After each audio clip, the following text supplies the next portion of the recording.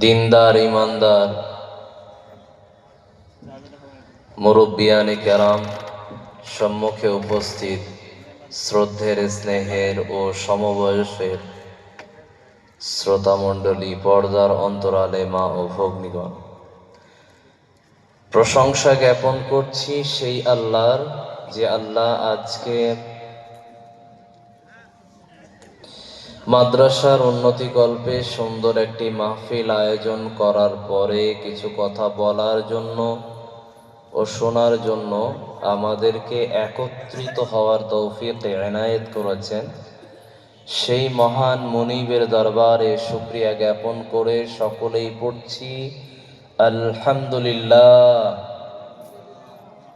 অতঃপর অগণিত শান্তির ধারা দরুদ বর্ষিত হোক শেষ নবী আকায়ে নামদার, তাজদারে মাদানী, নবিকুল শিরোমণি আহমদে মুজতবা মুহাম্মদুর রাসূলুল্লাহ সাল্লাল্লাহু আলাইহি ওয়াসাল্লামের প্রতি সকলেই পড়ছি আমিন। আমি আপনাদের সম্মুখে পবিত্র কোরআনের একটি মাত্র আয়াত তেলাওয়াত করেছি সূরাতুল মুমিনুন থেকে। আয়াতকে সম্মুখে রেখে সংক্ষিপ্তে কিছু কথা বলে আজকের আলোচনার সংক্ষিপ্ত সময়ের মধ্যেই আমাদের ধৈর্য ধারণ সময় পর্যন্ত কিছু কথা বলে, কিছু কথা আলোচনা করে, কিছু কথা শোনার পরে আজকের আলোচনা আমরা সমাপনী করব সংক্ষিপ্ত সময়ের মধ্যেই ইনশাআল্লাহ। যতটুকু কথা শুনবো এবং বলবো, আমরা প্রত্যেকেই নিজ নিজ জীবনে সমস্ত কথাগুলোকে আমল এবং নিজ জীবনে বাস্তবায়ন করার চেষ্টা করব। সকলে পড়ি, সকলে আওয়াজ দিয়ে পড়ি আল্লাহু আকবার। আসলে আপনারা কি আমার নেটওয়ার্কের বাইরে আছেন নাকি? সবাই নেটওয়ার্কের বাইরে না থাকলে একটু সকলেই প্যান্ডেলের ভিতরে যারা ওই মাথাতে যারা আছেন উঠে আসেন তো। আপনারা আপনাদের চাঁদ মুখখানা দেখতে পেলে যেন ভালো লাগতো আরো। একটু চলে আসেন, অনুরোধ করছি একটু চলে আসেন। আমাদের বসা যদি গচ্ছিত না হয়, আলোচনাও গচ্ছিত হবে না। আসেন আসেন, একটু এগিয়ে আসেন ভাই। জমা জায়গাতে এখানে এসে আর আধা ঘন্টা 30 মিনিট বসলে ওটাও গরম হয়ে যাবে। চলে আসেন, একটু আসেন। ও আবার ওখানে কম্বল বিছাচ্ছে। আল্লাহ, এই তোরা চলে আয়, আয় সামনে আয়, এখানে আয়, আমার সামনে আয়, চলে আয়।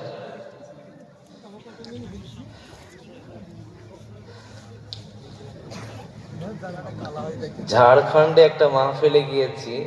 ওখানে মাহফিল শেষ হওয়ার পর আমার সঙ্গে আমার ভাই আছে, মাহফিলে গিয়েছি, মাহফিল শেষ তো ওখান থেকে মাদ্রাসার বারান্দায় সব মহিলারা, ভালো করে শুনবেন, মহিলারা বস্তায় করে কম্বল নিয়ে চলে এসেছিল বাড়ি থেকে। জলসা শোনার পরে মাদ্রাসার বারান্দায় সব লাই দিয়ে শুয়ে পড়েছে। কারা? পুরুষ না, মহিলারা। তো আপনাদের দিকেও এই চলন আছে কম্বল নিয়ে আসা? এই প্যান্ডেলের ভিতরেই বিছিয়ে দিয়েছে ওরা। পিছনে যারা আছেন আপনাদের উদ্দেশ্যে বলছি, যদি মোবাইল নাম্বার থাকে বলেন, এখান থেকে SMS করছি, আসেন। বাংলা বুঝতে পারে না, বাঙালিকে বাংলা বোঝাতে হয়।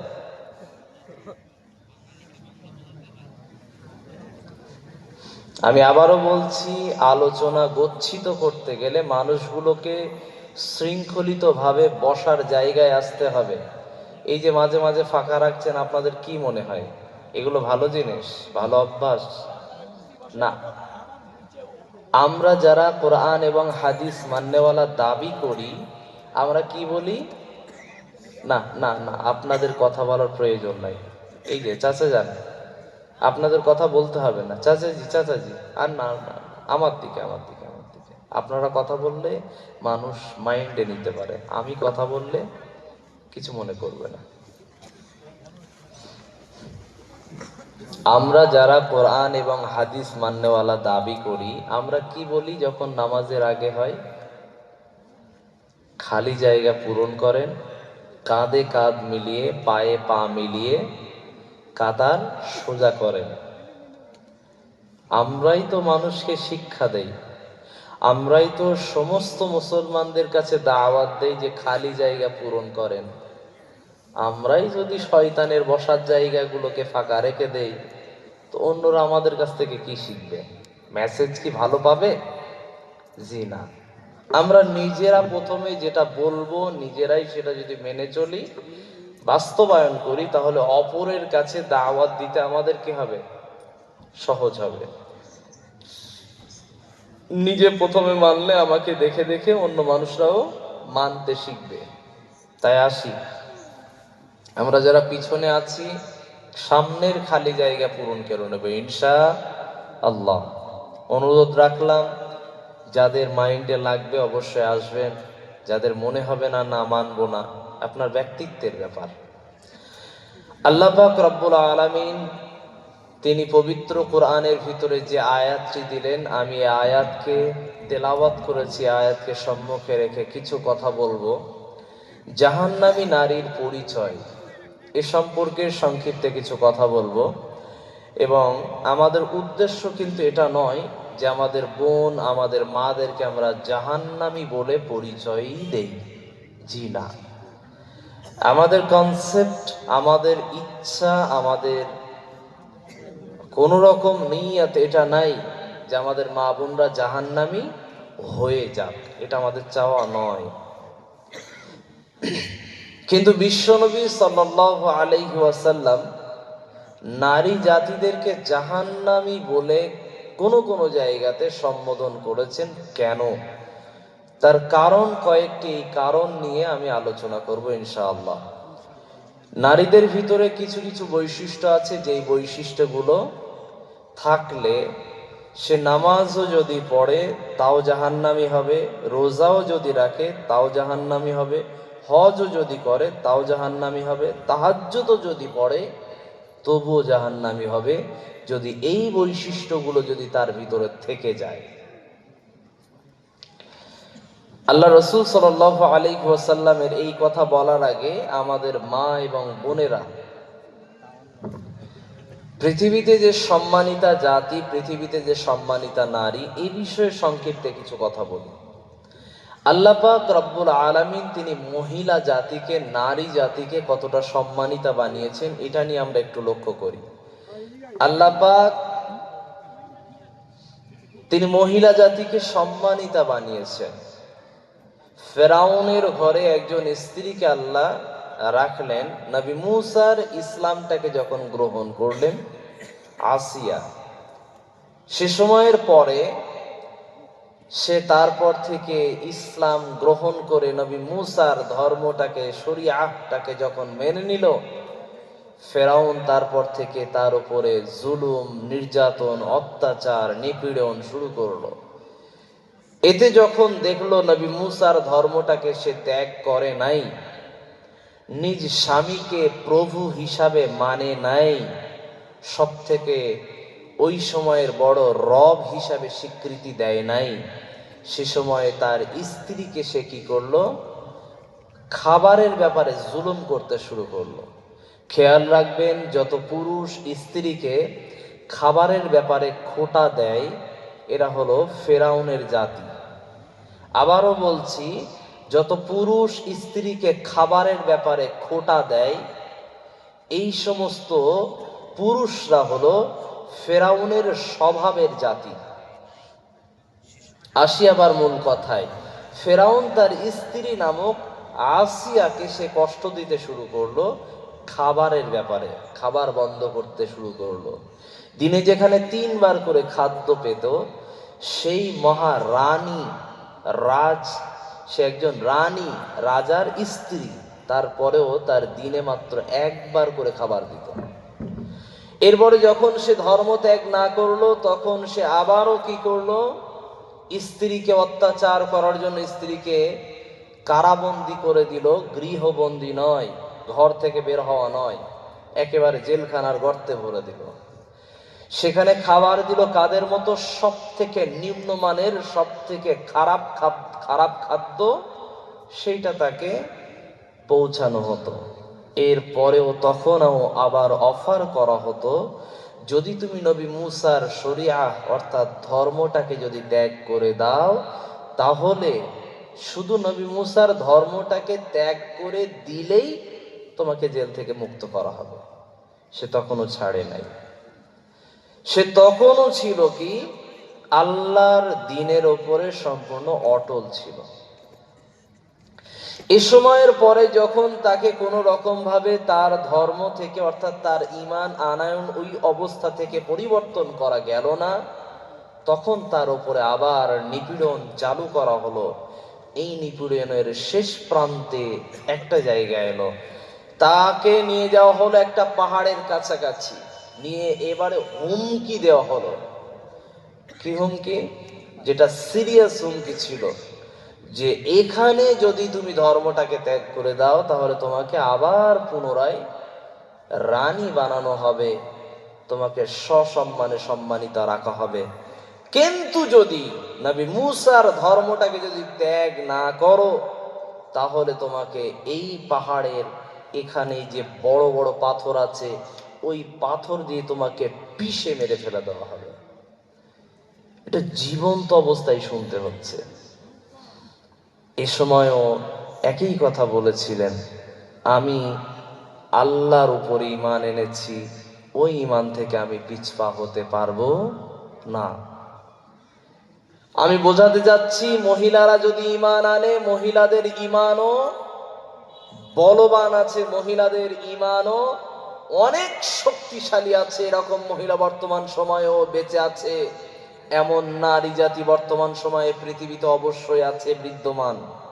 আমি তাই বলতে চাইছিলাম, এই নারীর মূল যে কথা আমি বলতে চেয়েছি, সেই কথা হলো, তার সামনে পাথর গড়াতে গড়াতে নিয়ে আসা হলো কয়েকজন কর্মচারীর দ্বারা। এরপরে তাকে পাথরের উপরে শুইয়ে দিয়ে বলা হলো, নবী মুসার ধর্মকে ত্যাগ করবি কিনা বল। তখনও বলেছিল, না, আমি আল্লাহর ধর্মে বিশ্বাসী হয়েছি, আমি ইমানদারিত্বে বিশ্বাসী হয়েছি, এ ধর্ম আমি ত্যাগ করতে পারবো না। এরপরে তার বুকের কাছাকাছি পাথরটাকে নিয়ে এসে তখনও জিজ্ঞাসা করা হলো, এখনো আর একবার সুযোগ দেওয়া হলো, বলো ধর্ম ছাড়বে কিনা। ভদ্র ভাষায় বলার পরে যখন বলল না, ছাড়বো না, তখন বিবি আসিয়া সে বলেছিল, আল্লাহর কাছে ফরিয়াদ করে বলেছিল, আল্লাহ, তোমার নিয়ামত পূর্ণ জান্নাত, যেই জান্নাত মরণের পরে পাবো, এত বড় কষ্ট আমি তো সহ্য করতে পারবো না। আল্লাহ, তোমার জান্নাতটাকে আমার জীবিত অবস্থায় যদি আমার স্বচক্ষে দেখিয়ে দাও, তাহলে মনে হয় এই কষ্ট আমার কাছে কিছুই হবে না। রব্বুল আলামিন তিনি তাকে এতটাই পছন্দনীয় বানিয়ে ফেলেছিলেন, তাকে এতটাই পছন্দনীয় বান্দি হিসাবে আল্লাহ কবুল করেছিলেন, তাকে আল্লাহ পৃথিবীতেই জান্নাতি বানিয়ে দিয়েছিলেন। এ কথা থেকে প্রমাণিত, সে তখন মরার আগে পাথর যখন বুকের ওপরে পড়ছে, সে তখন সচক্ষে জান্নাত দেখতে পেয়েছে। সুবহানাল্লাহ বলবো না? কেন এই কথা বলেছি? পৃথিবীতে থাকা অবস্থায় কেউই জান্নাত দেখতে পায়নি জীবিত থাকা অবস্থায়। আবারও বলছি, পৃথিবীতে বসবাস করা অবস্থায়, সচক্ষে সজ্ঞানে থাকা অবস্থায়, পৃথিবীতে অবস্থান করে কেউ জান্নাত দেখতে পায়নি। কেউ যদি জান্নাত দেখেছে, তো জান্নাতের শরীরে গিয়ে সেই জান্নাতে বসবাস করেছে, তার নাম আদম হাওয়া। কথা ঠিক কিনা? নাম্বার 2, যদি কেউ পৃথিবীতে বসবাস করা অবস্থার মানুষ হিসাবে কেউ জান্নাত দেখে থাকে, তার নাম বিশ্ব নবী মুহাম্মদুর রাসূলুল্লাহ সাল্লাল্লাহু আলাইহি ওয়াসাল্লাম। তিনি মিরাজ গমন করে তিনি জান্নাত দর্শন করেছেন। আমি বলতে চাইছি, পৃথিবীতে বসবাস করা অবস্থায়, পৃথিবী থেকেই সজ্ঞানে থাকা অবস্থাতে, জাগ্রত ঘুমন্ত নয়, জাগ্রত অবস্থাতেই পৃথিবীতে দাঁড়িয়ে পৃথিবীর জমিনে থেকে আল্লাহর জান্নাত দর্শন করার ওই মানুষটা হলো একজন নারী জাতি। এই নারী জাতিকে আল্লাহ অসম্মানিত করবেন বলে সৃষ্টি করেন নাই। আমি মহিলা জাতির উদ্দেশ্যে বলতে চাইছি, আপনাদেরকে জাহান্নামী বলা আমার উদ্দেশ্য নয়, আপনাকে জান্নাতি বানানোই আমার উদ্দেশ্য। এটা নবীর উদ্দেশ্য ছিল, সেই কনসেপ্ট নিয়ে আজকের এই কথা বলতে এসেছি।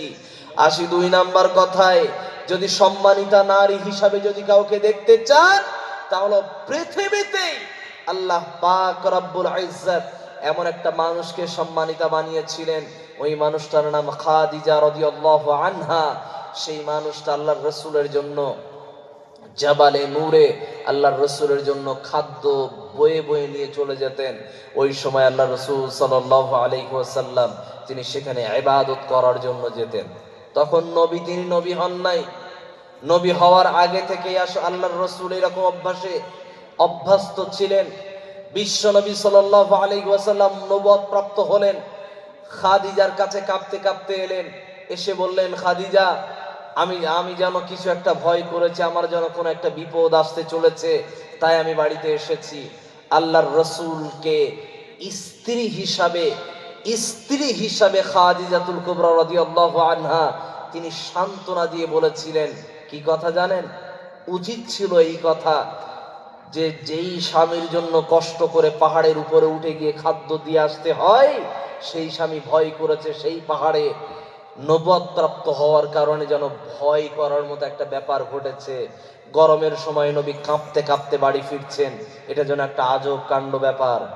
বিশ্ব নবী সাল্লাল্লাহু আলাইহি ওয়াসাল্লামকে স্ত্রী হিসাবে খাদিজার বলা উচিত ছিল, আমি তোমাকে ওই পাহাড়ের কাছে যেতে বারবার নিষেধ করছি, তাও তুমি শোনো না, নাও এবারে মরো। আমাদের স্ত্রীরা হলো কি বলতো? এটা বলতো না?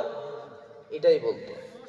কিন্তু খাদিজাতুল কুবরা তিনি কথা বলেন নাই, তিনি এই কথা বলেছিলেন, জি না, আপনি পৃথিবীতে অসহায়কে আপনি সাহায্য করেন, আপনি এতিমের মাথায় হাত বুলিয়ে দেন, আপনি গরিবের পাশে দাঁড়ান, আপনি রোগীদেরকে দেখতে যান, আপনি মানুষ হিসাবে অসহায়দেরকে সহযোগিতা করার জন্য থাকেন, যারা জুলুমের শিকার হয়েছে তাদের পাশে আপনি দাঁড়ান। এই রকম মানুষকে উপর থেকে অথবা বহির্বিশ্ব থেকে কোনো বিপদ কেউ করতে পারে না, কেউ বিপদ দিতে পারে না। এ কথা বলে বিশ্বনবীকে সান্ত্বনা দিলেন। এ কথা বলে বিশ্বনবীকে সান্ত্বনা দিয়ে একজন ভালো স্ত্রী পরিচয় দিলেন। আমি বোঝাতে যাচ্ছি, স্বামী যখন কষ্টের ভিতরে থাকে, স্বামী যখন টেনশনে থাকে, দুশ্চিন্তার মধ্যে থাকে, তখন যেই মানুষটা সব থেকে মাথাটাকে ঠান্ডা করাতে পারে, ওই মানুষটার নাম হলো একজন ভালো রমণী। কারণ আল্লাহর রাসূল সাল্লাল্লাহু আলাইহি ওয়াসাল্লাম তিনি জানালেন, আদ-দুনিয়া মাতাউন ওয়া খায়রুল মাতাঈদ দুনিয়া আল মারআতুস সালিহা। আল্লাহর রাসূল জানিয়েছেন, পৃথিবীতে অনেক দামি সম্পদ আছে, হীরা চুনি পান্না থেকে শুরু করে খনিজ যত রকম তেল আছে, তৈল পদার্থ আছে, যত রকম তরল পদার্থ আছে, অনেক কিছুর দাম আছে। আমাদের কাছে পানি, এই পানির আবারও দাম আছে। বহির্বিশ্বে বলেন, আমাদের দেশেই বলেন, এক প্যাকেট পানির দাম, 1 লিটার পানির দাম।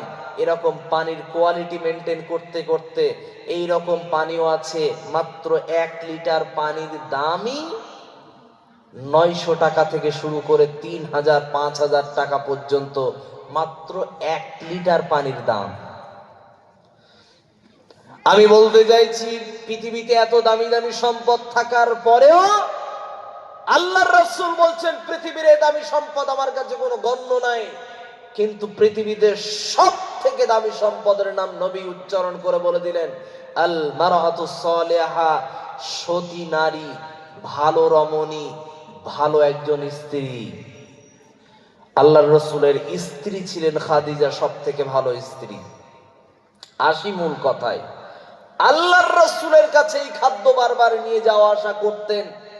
স্বামী সেখানে নবুয়ত প্রাপ্ত হলো, ভয় করলেন, তাও স্ত্রী সেই কাজে যেতে বাধা দেন নাই। এর নাম ভালো স্ত্রী।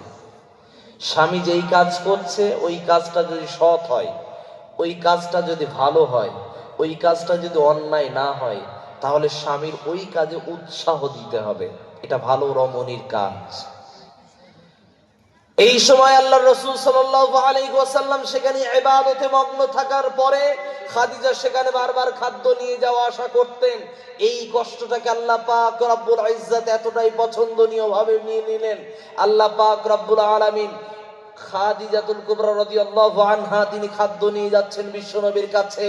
এই সময় আল্লাহ পাক তিনি জিবরাইল আলাইহিস সালাতু ওয়াস সালামকে দিয়ে পাঠিয়ে দিলেন, জিবরিল চলে যাও নবীর দরবারে, নবীর কাছে চলে যাও, ওই যে আসছে খাদিজা, তাকে আমি আল্লাহর পক্ষ থেকে তুমি সালাম পৌঁছিয়ে দাও।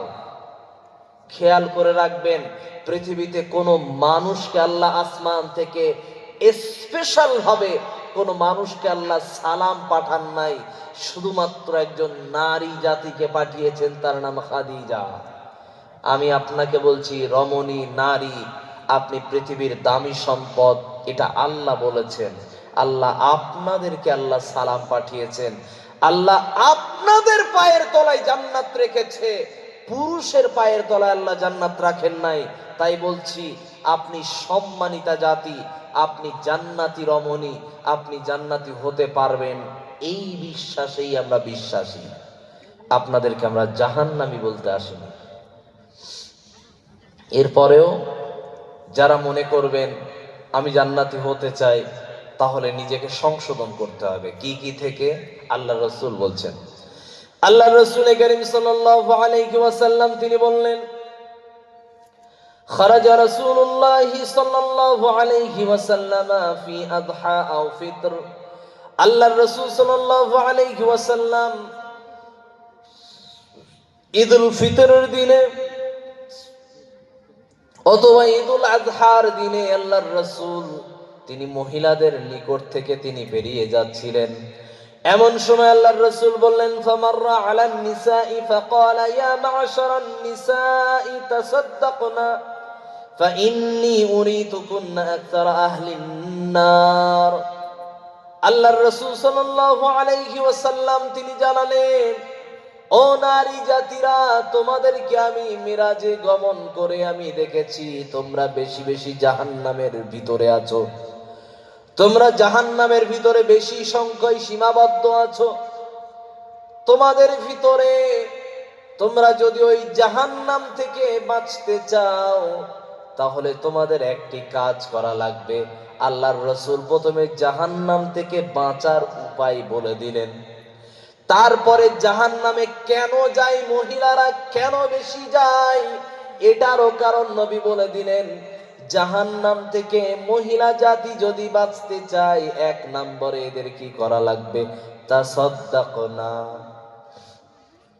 ও নারী জাতি, তোমরা বেশি বেশি সাদাকা করো, তোমরা বেশি বেশি দান করো। আমরা মনে করি মহিলারা কানের দুল খুলে দিয়েছে, স্বর্ণের নাকের খুলে দিয়েছে, তার জন্য এরা বেশি দান করে। জি না, এরা থেকেও পুরুষরা বেশি দান করে অবশ্যই, না হলে বিশ্বনবী তিনি মহিলাদেরকে দানের কথা বলতেন না।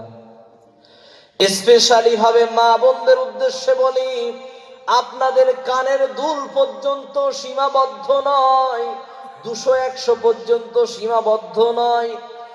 এর পরেও যদি আপনার সামর্থ্য যদি আরো বড় থাকে, আরো বেশি যদি থাকে, তাহলে আপনি দ্বীনের খাতিরে মাদ্রাসার জন্য, কোরআনের জন্য, হাদিসের জন্য আপনি সাদাকা করতেই থাকেন।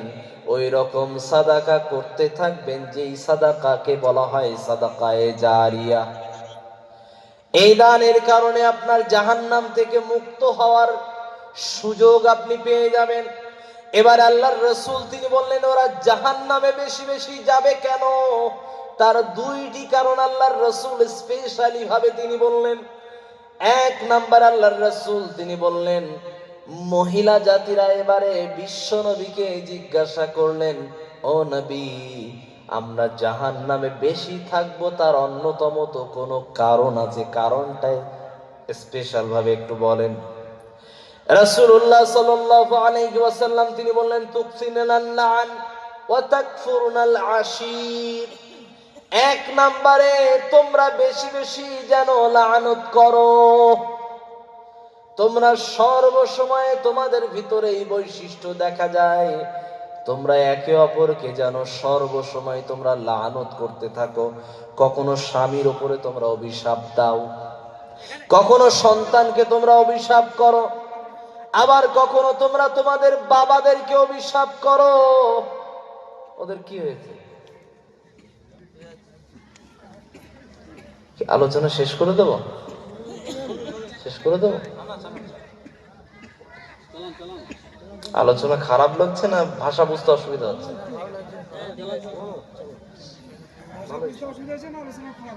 ঠিক আছে, তো কয়টা চালাবো?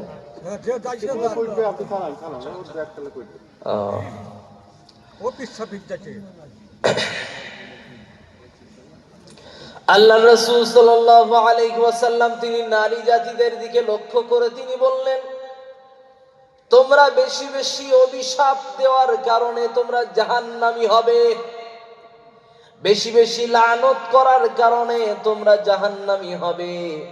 তোমরা স্বামীদেরকেও লানত করতে ভুল করো না। তোমরা তোমাদের সন্তানদেরকে তোমরা অভিশাপ দিতে ছেড়ে দাও না। তোমরা তোমাদের বাবাদেরকে পর্যন্ত অভিশাপ দিতেও ভুলে যাও না। তোমরা ওই রকম জাতি, এর কারণেই তোমরা জাহান্নামে যাবে। 2 নাম্বার আল্লাহর রাসূল তিনি বললেন, ওয়াতাকফুরুনাল আশীর, তোমরা বড় অকৃতজ্ঞ, তোমাদের ভিতরে কৃতজ্ঞতা বোধ বেশি নাই। গতকালকেরই তোমাকে সব মনের সমস্ত চাহিদা, মনের সমস্ত আশা আকাঙ্ক্ষা পূরণ করেছে। আজকের তোমার শুধুমাত্র 2টা বিষয়ে ত্রুটি হয়েছে। তুমি তোমার স্বামীকে মুখের উপরে বলে দেবে, তুমি আমার জন্য কি করেছিলে। তুমি তোমার সন্তানের মুখের উপরে বলে দেবে যে তুই আমার জন্য কি করেছিস, কিছুই করিস।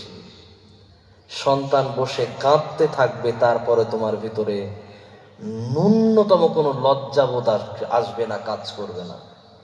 যদিও তোমাদেরকে বলা হয় তোমাদের অন্তর সব থেকে নরম, তোমাদের অন্তর খুব তাড়াতাড়ি গলে যায়, এরপরেও তোমরা অকৃতজ্ঞতার দিক থেকে সব থেকে জঘন্যতার ভিতরে তোমরাই থাকো। মহিলাদের ভিতরে অকৃতজ্ঞতা এতটাই বেশি থাকে, এরা এমনটা হয়ে গেছে, রমজান মাসের ঈদের সময় সন্তান কিনে দিয়েছে জামা কাপড়, স্বামী কিনে দিয়েছে জামা কাপড়, জামাই কিনে দিয়েছে জামা কাপড়, এতজন দেওয়ার পরেও ওর বাড়িতে বৌমা আছে, ওই বৌমার বাপের বাড়ি থেকে কিছু দেয়নি। তাই ও তখন বৌমার কাছে গিয়ে বলছে, বৌমা, আমার মেয়ের বাড়িতে তার শাশুড়িকে সব কিছু দিয়েছে, ওদের বাড়ির সবাইকে সবকিছু দেওয়া হয়ে গেছে, তোমার বাপের বাড়ি থেকে কিছু দেয়নি, মনে হয় তোমার আব্বাদের একটু দেনাদুনি হয়ে গেছে, ঋণে জর্জরিত আছে, তাই মনে হয় এবছর দেবে না, তাই না? আচ্ছা বলেন তো, এর এতজন দেওয়ার পরে এর এখনো পেট ভরে, এর এখনো মন ভরেনি। কারণ কি? এর বৌমার বাপের বাড়ি থেকে একটা শাড়ি অথবা জুতো কিনে দেয়নি। তাই আসলে বলেন তো, এর কোনো কিছুতে শূন্যতা আছে? এদের বাড়িকে যদি লক্ষ্য করা হয়, বাড়িতে শোকেজ আছে মিনিমাম 3টে থেকে 4টে শোকেজ আছে। কেন? কারণ শাড়ি, বোরখা, চুড়িদার, নাইটি, ছায়া, ব্লাউজ, ওড়না আর কিছু কসমেটিক্স এবং কিছু গহনা অথবা সিটি গোল্ড অথবা চুড়ি, এগুলো সেগুলো রাখার জন্য, এইগুলো রাখার জন্যই মিনিমাম 3 থেকে 4টে শোকেজ রাখা আছে। স্বামী গিয়ে বলছে, তোমার যেইগুলো আছে ওইগুলো থেকে কিছু দান করে দাও না। বলছে, না, ওগুলো সব নতুন না, লোককে দেওয়া যায় না, ওগুলো সব নতুন। তার 2 দিন পরে একটা আত্মীয়ের বাড়ি থেকে নেমন্তন্ন এসেছে, ও সাথে সাথেই বলছে, নেমন্তন্ন এসে তা তুমি আমার কিছু কিনে দেবে না? বলছে, না, তুমি গত পরশুদিন বলেছিলে না সব নতুন। বলছে, না, ওগুলো সব তো 2বার 3বার করে পড়া হয়ে গেছে, ও সব পুরাতন হয়ে গেছে। কতটা অকৃতজ্ঞ! কালকের যেই কথাই ছিল আজকে সে কথার কি উল্টো। পুরো পাল্টি খেয়ে গেছে। মানে নেতাদের থেকেও বড় গিরগিটি এরা। কি বর্তমান যুগের যারা নেতা, এরা সব কি বলেন তো, বেশিরভাগই সুবিধাবাদ জিন্দাবাদ। বর্তমান যুগের বেশিরভাগ নেতা সব রং খায়, মানে কি গিরগিটির থেকেও বেশি রং বদলায়। আজকে যদি পশ্চিমবঙ্গ অমুক সরকার এসে যাবে, ও সেই দিকেই ঘুরে যাবে। কথা ঠিক না বল? হয়েছে কি হয়নি? আমাদের রমণীরা তার থেকেও বেশি রং বদলায়। এ দেখবেন স্বামীর যদি কোন রকম বদনাম শুনতে পেয়েছে, কার কাছ থেকে? শাশুড়ির মুখ থেকে। তোমার মা কি খারাপ, কেন না তোমার মা খুব তোমারে নিয়ে বদনাম করে। আর এ যখন বাপের বাড়িতে যায়, এ যখন স্বামীর ব্যাপারে সেখানে গিয়ে বদনাম করে, ওর মা এই বলে, ওর ভাই এই বলে, বোন এই বলে, আমার স্বামী জীবনে আমার পক্ষে কথা বলে না। এইটুকুর জন্য স্বামীর মায়ের বাপের বাড়িতে, নিজের বাপের বাড়িতে গিয়ে যত বদনাম সব করে। আচ্ছা বলেন তো, এখানে সম্পূর্ণভাবে সব থেকে বড় নিরীহ মানুষ, তার সেই মানুষটার নাম কি? তার নাম হলো পুরুষ। এই অবলা মানুষটা না পারে স্বামীর মানে শ্বশুর বাড়িতে ভালো থাকতে, না পারে নিজের মায়ের কাছে, বাবার কাছে ভালো হতে। আমি বোঝাতে চাচ্ছিলাম, এ দুই দিকেই সম্পূর্ণভাবে স্বামীর কাছে নামও কেনে, আবার স্বামীকে বদনামও করে। এখানে আমি বলতে চাইছি, মাও বদনাম করবে, স্ত্রীও বদনাম করবে, ভাইও বদনাম করবে, বোনও বদনাম করবে। তারপরে আমি মানুষ হিসাবে, আমি একজন সৎ মানুষ হিসাবে আমার দায়িত্ব আমি পালন করে যাব মরণ পর্যন্ত। কথা ঠিক কিনা? এটাই বাস্তবতা।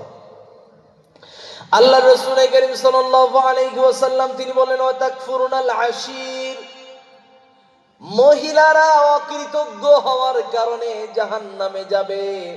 বিশ্বনবী সাল্লাল্লাহু আলাইহি ওয়াসাল্লাম তিনি বললেন, এরা যদি লাম তুসাল্লি, এরা যদি নামাজ পড়ে, ওয়ালাম তাসুম, এবং যদি রোজাও রাখে, তারপরেও এরা জাহান্নামে যাবে।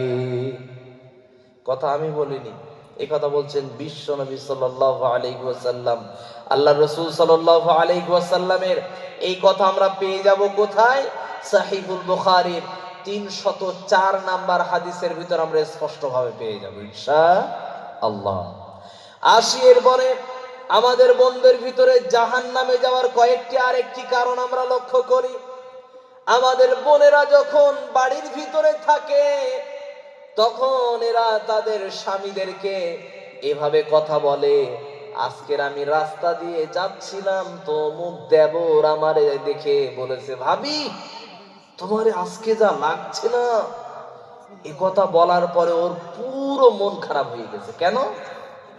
আচ্ছা, ভাবিরও যদি এটা প্রশংসা করে, ভাবির কি হওয়া দরকার ছিল? খুশি হওয়া না? পুরোপুরি মন খারাপ। কেন? ওর মন খারাপ এই কারণে, বাড়িতে এসে স্বামীর কাছে এসে বলছে, তুমি জানো আমি জীবনে তোমার কাছে কোনোদিন ভালো সুনাম পাইনি, কিন্তু অমুক পাড়ার ছেলে, অমুক লোকেরা আমারে দেখে আমার প্রশংসা করেছে, আমার দেখতে নাকি খুব ভালো সুন্দর লাগছে। এই কথাটা তোমার মুখ থেকে আমি কোনোদিন শুনতে পাইনি। কেন? বোন, আপনার স্বামী আপনার ব্যাপারে এ কথা বলেনি কেন? তার কারণ এর জন্য দায়ী আপনি নিজেই। কেন বলেছে কথা? আপনি যখন বাড়ি থেকে বের হন, বাড়ি থেকে বের হওয়ার জন্য যখন আপনি মরা বাড়িতে যাচ্ছেন, ওই মরা বাড়িতে যাওয়ার সময় অথবা বিয়ে বাড়িতে যাচ্ছেন, অথবা আত্মীয়ের বাড়িতে যাচ্ছেন, তখন আপনি সাজুগুজু করেছেন রানী মুখার্জির মতো। আমি নায়িকা হিরোইনদের নাম বলাতে আমি উৎসাহ করাচ্ছি না, আমি বোঝাতে চেয়েছি আপনি সাজগোজ করেছেন মানুষকে দেখানোর জন্যই। যদি আপনার সাজগোজটা থাকতো স্বামীকে দেখানোর জন্য, আপনার স্বামী নিশ্চিত আপনাকে দেখে প্রশংসা করতো, আপনাকে দেখে সুন্দর বলতো, ভালো বলতো, আর অনেক কিছু আপনার ব্যাপারে অ্যাপ্রিসিয়েট করতো। কিন্তু আপনি সে ব্যাপারে তো উৎসাহ দেননি স্বামীকে।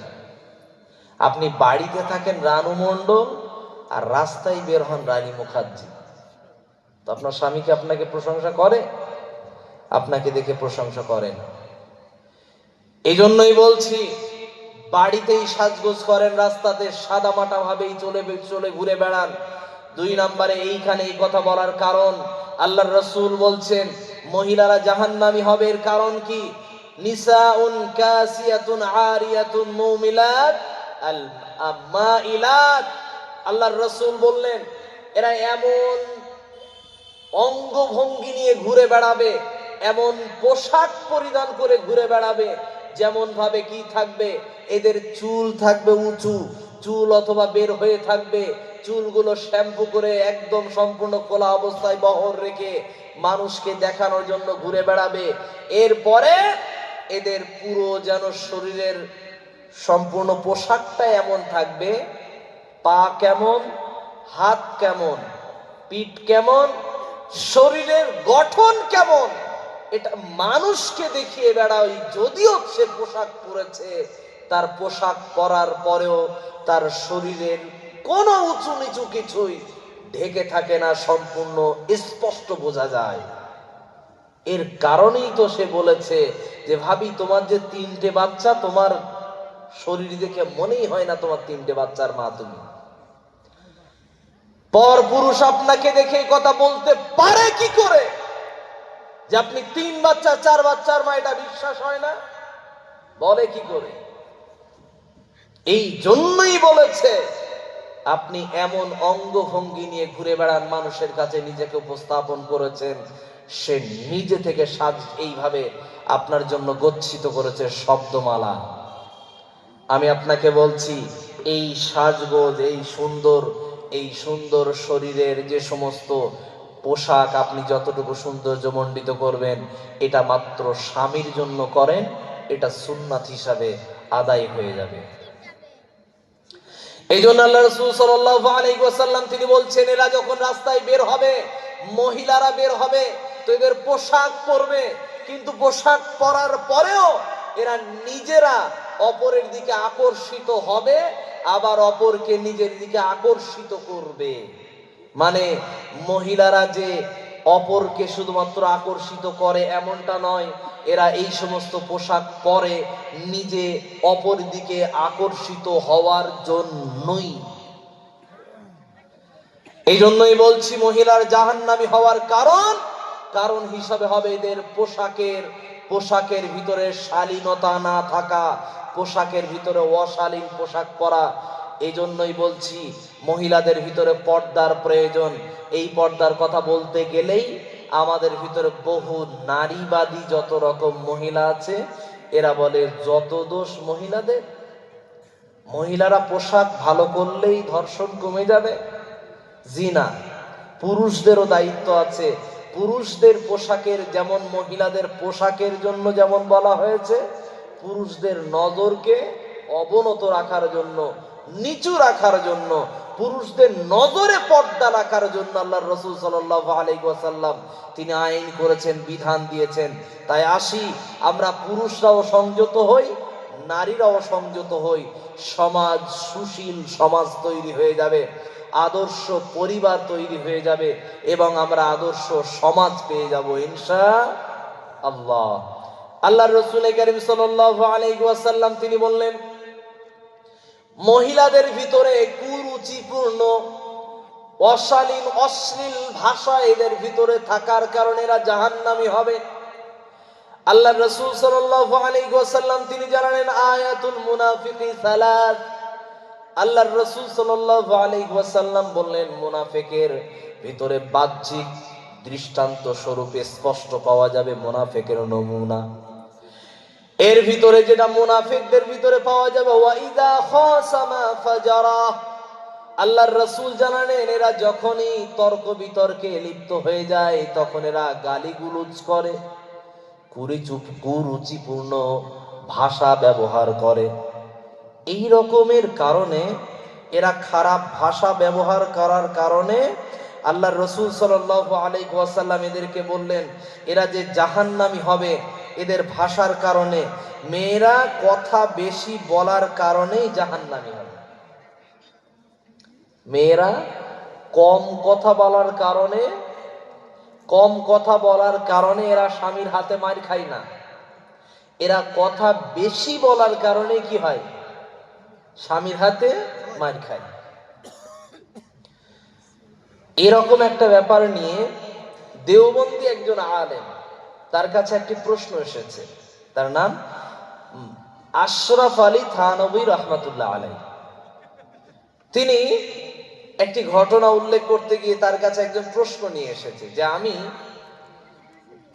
তিনি বসে আছেন, এমন সময় একজন প্রশ্ন নিয়ে এসেছে যে হুজুর, আমি বাড়িতে গেলেই আমার বউ আমার এই যে কি গালিগুলোজ করে, আমার মা, আমার ছেলে, আমার ওয়াইফ থেকে শুরু করে এবং আমার ছেলে, মেয়ে, বোন, ভাই সকলকেই যেন কুরুচিপূর্ণ সে ভাষা ব্যবহার করে, যে ভাষা আমি বলতে পারবো না।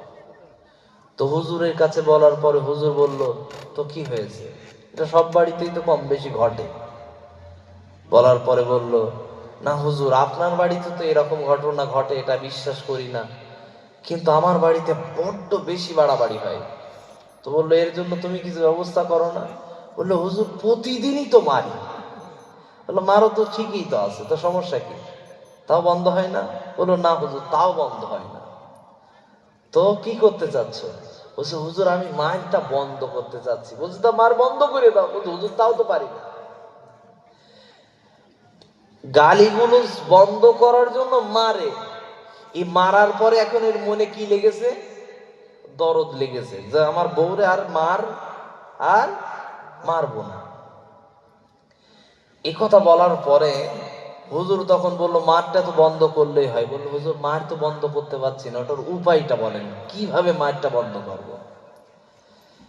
হুজুর তখন বলল, তুমি যখন বাড়িতে যাবে, দরজা খুলবে যখন, তখন তুমি ধরেই নেবে তোমার সামনে একটা কুত্তা এসে ঘেউ ঘেউ করছে। এই কুত্তা যখন ঘেউ ঘেউ করে তুমি তখন কি করো? হুজুর তখন হাত ইশারা মেরে অথবা মুখ দিয়ে কিছু ইশারা করে কুত্তাকে সরিয়ে নিজের কাজে চলে যায়। হুজুর তুমি এইভাবে বাড়িতে ঢোকার সময় মিচকি মিচকে গোপে হাসবে, মনে মনে হাসি হাসি ভাব রাখবে, কিন্তু কোন রকম ভাবে রিয়াকশন দেখাবে না, না মারতে যাবে না গালিগুলোজের উত্তর দেবে, কিছুই না। বলে, হুজুর তাহলে বন্ধ হয়ে যাবে তো? বলে, হ্যাঁ, দেখবে তার 2 দিন পরে রেজাল্ট পেয়ে যাবে। ও সত্যিই বাড়িতে গিয়েছে। বাড়িতে যাওয়ার পরে সামনে যেই স্ত্রী এসে গালিগুলোজ শুরু করেছে, উল্টো পাল্টা কথা বলতে শুরু করেছে, অভিযোগের খাতা শুরু করেছে খুলতে, তখন দেখলো সারাদিন তো বন্ধ হবে না এই টেপ রেকর্ডার, বন্ধ করতে গেলে তাহলে হুজুর যেটা বলেছে ওই অপশন এখানে মারতে হবে। যেই বকতে শুরু করেছে ও মনে করেছে কি এটা কি কুত্তা। বউ তখন কুত্তা হয়ে রয়েছে, বউ তো জানেই না আমারে কি মনে করেছে। ও চুপচাপ হাসতে হাসতে ঘরের ভিতরে চলে গেছে। বউ তখন চুপচাপ খানিক সময় বলার পর একটু ঠান্ডা হয়েছে। এতদিন এত বলা বলি, আমার তো এতক্ষণ মেরে দুমড়ে দেয়, আজকে মারলো না কেন? মানে মারলেও দোষ, না মারলেও দোষ।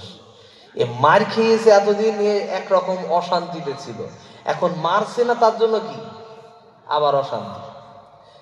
এ ঘরে ঢোকার পরে স্ত্রী কিছু বলিনি, তারপরের দিন সেম ঘটনা, যখন আস্তে আস্তে হাসতে হাসতে ঘরের ভিতরে চলে যাচ্ছে, স্ত্রীর তখন খুব রাগ হয়ে গেছে। এই, প্রতিদিন আমারে ধরে মারো, আজকে আর মারো না কেন? তখন কথা বলতে বাধ্য হয়েছে, তোর প্রতিদিন মারি, এখন মার বন্ধ করে দিয়েছে, তোর ভালো লাগছে না? বলছে, না ভালো তো লাগছেই না, মারো না মারো, অন্তত কিছু তো বলবে। আমি যে গালাগালি দিচ্ছি, আমি যে উল্টো পাল্টা বলছি, এর কোনো রিয়াকশন নেই, আমারে কি মানুষ মনে হয় না? বলছে, না কি মনে হয় ওটা তো আর বলবো না, ওইটা বললেই তো জ্বালাতনে পড়ে যাবে। না মানুষ মনে হয় না বলে ঘরে ঢুকে গিয়েছে। তারপরের দিন সেম ঘটনা, দরজা খুলেছে, উল্টো পাল্টা যত রকম অভিযোগ সব শুরু করেছে, স্বামী ঠিক হাসতে হাসতে ঘরের ভিতরে ঢুকে গিয়েছে। তখন স্বামীর কাছে গিয়ে বলছে, "এই, তোমার আজকের খবর আছে, তুমি আমার মারো না, বকো না, শুধু হাসতে হাসতে ঘরের ভিতরে চলে যাও, আসলে ঘটনা কি?" বলো, "না, ঘটনা বললে তুমি আমার উপর আরো রেগে যাবে, তোমার গালাগালি 5 গুণ বেড়ে যাবে।" বলো, "না, তাও তোমার বলতে হবে।" না বললে আমি তো থাকতে পারছি না। এই শোনার জন্য এবারে কি করলো, স্বামীকে যখন প্রেসার ক্রিয়েট করলো, তারপরে স্বামী তখন বলল, "হুজুরের কাছে গিয়েছিলাম, তোমার এই যে প্রতিদিন মারি, আমারে খুব মায়া হয়, তোমার যাতে না মারা লাগে তার জন্য হুজুরের কাছে গিয়েছিলাম, তাবিজ তাবা চাইতে।" তো হুজুর বলল, "কোনো তাবিজ লাগবে না, আমি যেটা বলে দিচ্ছি এইটা আমল করলে ওইটাই তাবিজ হয়ে যাবে।" তো হুজুর কি বলেছে তোমার তাবিজে? বললো, "হুজুর বলেছিল, যখন আমি ঘরে ঢুকবো, ঘরে ঢোকার সময় আমার সামনে একটা কুত্তা এসে ঘেউ ঘেউ করবে, তারে যেন আমি কিছু না বলি।" যখন শুনেছে স্ত্রী, "হ্যাঁ, তুমি আমার কুত্তা মনে করো?" এরপর থেকে স্ত্রী আর কোন সময়ে ওই অভিযোগের খাতা আর কুরুচিপূর্ণ মন্তব্য আর গালিগুলো যত কিছুই আছে, কোনো কিছুই সেদিন থেকে আর বলে না, বলা বন্ধ হয়ে গেল। তখন সেই হুজুরের কাছে আবার ফিডব্যাক নিয়ে 1 সপ্তাহ পরে হাজির হলো, "হুজুর, আপনার তাবিজে খুব কাজ হয়েছে।" "কি কাজ হয়েছে?" "হুজুর, সে আমার স্ত্রী গালাগালি করা বন্ধ করে দিয়েছে।" "কেন? স্ত্রীকে মারনি?" বললো, "না হুজুর, আপনি যা বলেছিলেন ওই মতন আমল করেছি, সব বন্ধ।"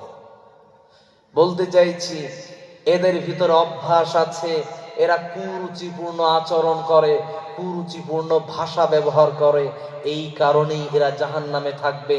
আল্লাহ রাসূল সাল্লাল্লাহু আলাইহি ওয়াসাল্লাম বললেন, এরা এই কারণে জাহান্নামে থাকবে। খেয়াল রাখবেন, আল্লাহ রাসূল সাল্লাল্লাহু আলাইহি ওয়াসাল্লামের কাছে মদিনার একজন রমণী ইসলাম গ্রহণ করার পরে বিশাল তাহাজ্জুদ গুজারওয়ালা, খুবই নামাজ রোজা করে, এর পরেও আল্লাহ রাসূল সাল্লাল্লাহু আলাইহি ওয়াসাল্লাম ওই মহিলার ব্যাপারে তিনি জানালেন, ওই মহিলাটা জাহান্নামী হয়ে যাবে। কেন? মৃত্যুবরণ করার পরে তার ব্যাপারে বিশ্ব নবী বলছেন ওই মহিলা জাহান্নামী হবে। এর মানে কি আল্লাহ রাসূল গায়েব জানতেন? তাই না? তাই? জি না। আল্লাহ রসুল তিনি বাস্তবতা বলেছিলেন। বাস্তবতাটা কি? আল্লাহ রসুল সাল্লাল্লাহু আলাইহি ওয়াসাল্লাম তিনি জানিয়েছিলেন, যেই ব্যক্তি তার পড়শির সঙ্গে, প্রতিবেশীর সাথে সুন্দর ব্যবহার, সুন্দর ভাষা ব্যবহার করে, সেই মহিলা জান্নাতি। কিন্তু এই মহিলা তাহাজ্জুদ গুজার হওয়ার পরেও, নামাজ কালামের হওয়ার পরেও, কোরআন তেলাওয়াত করণে হওয়ার পরেও, রোজা রাখনেওয়ালি হওয়ার পরেও এর মুখের ভাষা ছিল জঘন্য, প্রতিবেশীর সঙ্গে ভাষা ব্যবহার ভালো ছিল না। এই কারণে রাসূলুল্লাহ তার বাস্তবতায় তাকে বুঝিয়ে বলেছিলেন, এই মহিলা জাহান্নামী। 2 নম্বরে আরেকটি মহিলা, মদিনার আরেকটি বাসিন্দা মহিলা, সে ইসলাম গ্রহণ করার কয়েকদিন পরে সে মৃত্যুবরণ করেছে। আল্লাহ রাসূল সাল্লাল্লাহু আলাইহি ওয়াসাল্লাম তার ব্যাপারে বললেন, অমুক মহিলা জান্নাতি, এটা আল্লাহ পাক রব্বুল আলামিন তার জন্য সৌভাগ্য রেখে দিয়েছেন ইনশাআল্লাহ। এ কথা বলার কারণ ছিল কি? রাসূলুল্লাহ গায়েবের কথা বলেননি, আল্লাহ রাসূল বাস্তবতা বলেছিলেন। তার কারণ এটা ছিল, বিশ্ব নবী সাল্লাল্লাহু আলাইহি ওয়াসাল্লাম বলেছিলেন, এই মহিলা ইসলাম গ্রহণ করার আগে থেকেই, ইসলাম গ্রহণ করার আগে থেকেই তার প্রতিবেশীর সাথে তার ভাষা, তার আচরণ, তার ব্যবহার ছিল সব থেকে উন্নত মানের। তাই বলতে চাই, ইসলাম ধর্মের ভিতরে আসার পরে যদি আপনি মনে করেন ইসলামের ভিতরে আসার পরে আপনার ব্যবহার খুবই উন্নত হয়ে যাবে, এ ধারণা ভুল। এই ধারণা ভুল। ইসলাম ধর্মে আসার পরেই আপনার ধর্ম, আপনার চরিত্র অনেক পরিবর্তন হয়ে যাবে, এ ধারণা করার কোনো প্রশ্নই ওঠে না। কারণ কি? কারণ আপনার ভাষা আর আপনার ব্যবহার এটা আসে কোথা থেকে? আপনার পরিবারের পরিবেশ থেকে। বিশ্ব নবী নবী হওয়ার আগেও চরিত্রে উন্নত মানের মানুষ ছিলেন। বিশ্ব নবী নবী হওয়ার আগে থেকেই ভালো ভাষার মানুষ ছিলেন, ভালোবাসার পাত্র মানুষ ছিলেন। বিশ্বনবীর ভিতরে সৎ চরিত্র ছিল নবী হওয়ার আগে থেকে। খাদিজার ভিতরে ভালো চরিত্র ছিল নবীর সাথে বিবাহ হওয়ার আগে থেকেই। আবু বকরের ভিতরে সততা ছিল, বিশ্বাস করা ছিল ইসলাম ধর্ম গ্রহণ করার আগে থেকেই। তাই বলতে চাইছি, আপনার ভিতরে, আপনার স্ত্রীর ভিতরে যদি আপনি সততা ফিরিয়ে আনতে চান, তার ভিতরে যদি ভালো ভাষা ব্যবহার করতে চান, আমি স্বামী আমাদের ভাষা যদি ভালো হয়, সাথে থাকতে ভালো হয়ে যাবে। জাহান্নাম থেকে বাঁচাতে ভালো ভাষা ব্যবহার করার জন্য আমরা সহযোগিতা করব ইনশাআল্লাহ। এই মহিলারা জাহান্নামে যাওয়ার অন্যতম আরেকটি কারণ, ওয়াল্লাযীনা হুম লিফুরুজিহিম হাফিজুন। আল্লাহর রাসূল সাল্লাল্লাহু আলাইহি ওয়াসাল্লাম তিনি জানালেন,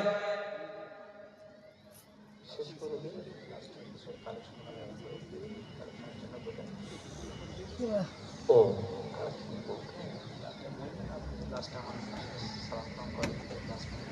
আচ্ছা আচ্ছা আচ্ছা, ঠিক আছে, একদম একদম একদম। মহিলাদের ভিতরে লজ্জাস্থান হেফাজত করার ব্যাপারে আল্লাহ রাসূল সাল্লাল্লাহু আলাইহি ওয়াসাল্লাম তিনি বললেন, ওয়াল্লাযীনা হুম লিফুরুজিহিম হাফিজুন। আল্লাহর রাসূল বললেন, যারা কদ আফলাহাল মুমিনুন, ওরাই সফলকাম মুমিন, যারা নিজেদের লজ্জাস্থানকে হেফাজত করে। আমাদের মা এবং বোনেরা যদি লজ্জাস্থান হেফাজত করে, তাহলে এরা জান্নাতের বাসিন্দা হতে পারবে। এই ব্যাপারে বিশ্বনবী সাল্লাল্লাহু আলাইহি ওয়াসাল্লাম